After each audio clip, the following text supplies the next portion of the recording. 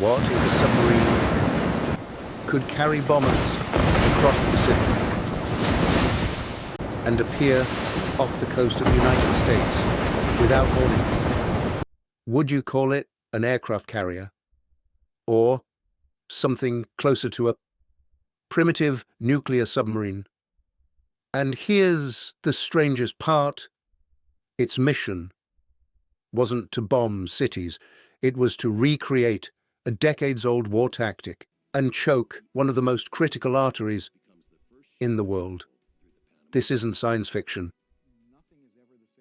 It actually happened. This is the story of Japan's I-400, the only submarine aircraft carrier ever built. The turning point came in June 1942. The Battle of Midway. Japan lost 4 fleet carriers, hundreds of experienced pilots, and with them, the core of its naval air power. From that moment on, Japan was no longer dictating the war. It was reacting, adjusting, searching for a way to strike back.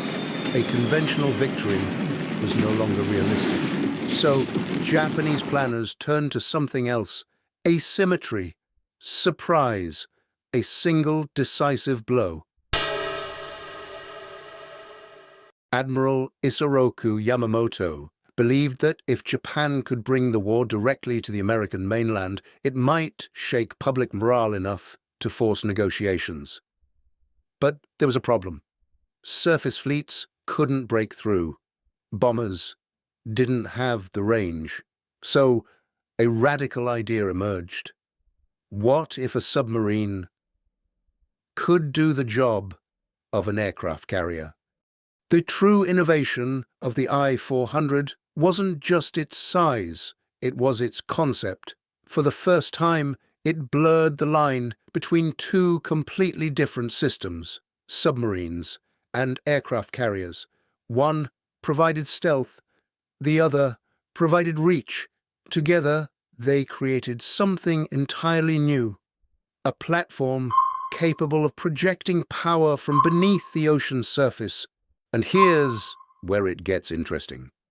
This idea didn't disappear. It evolved. Modern ballistic missile submarines operate on the same principle: stay hidden, move silently, and strike from unexpected directions. The weapons changed. Aircraft became missiles, but the logic exactly the same. The I-400 wasn't built to hunt ships. Its target was far more strategic: the Panama Canal. If the locks were destroyed, the canal would shut down for months. That would split the Atlantic and Pacific fleets. At first glance, this sounds like a bold new idea. But it wasn't. Back in 1904, Japan attempted to trap the Russian fleet by sinking ships at the harbor entrance, not to destroy them, but to immobilize them.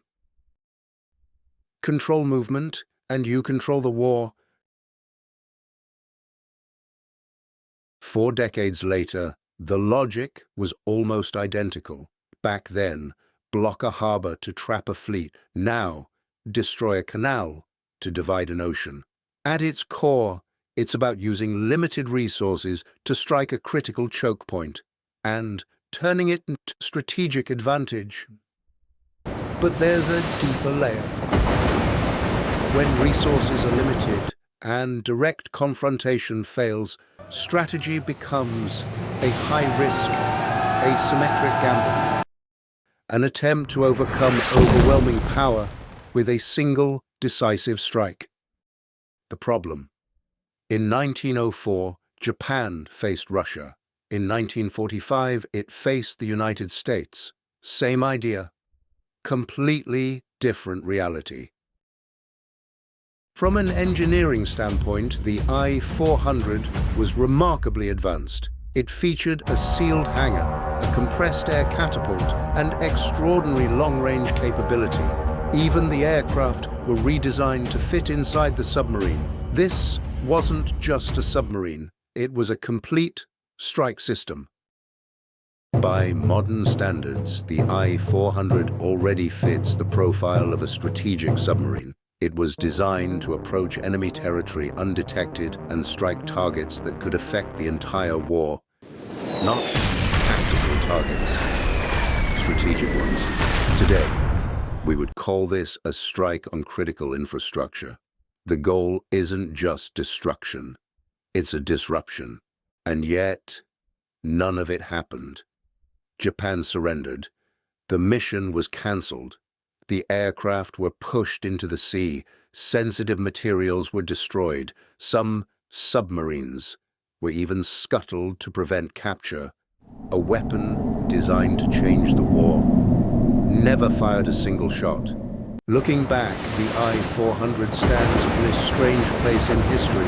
Its strategy echoes the past. Its concept points to the future. It stood between two eras, but belonged fully to neither. It didn't fail because the design was flawed. It failed because warfare itself had changed. By the end of World War II, industrial power and air superiority had become decisive, and against that kind of dominance, no single miracle weapon could turn the tide. Hey, hauling in the bow line. Watch the swell, easy. But here's the real question. If the Panama Canal had been destroyed, how much longer would the war have lasted?